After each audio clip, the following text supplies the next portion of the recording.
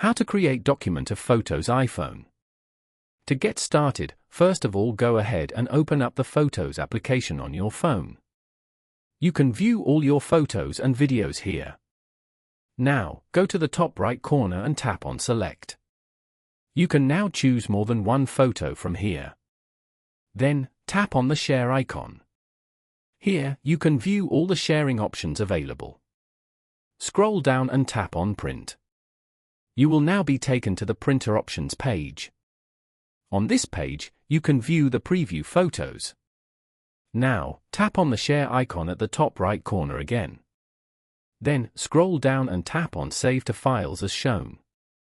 Choose the folder you want to save the document to and tap on Save. Now, go back and open up the Files app. Navigate to the folder where you just saved the PDF.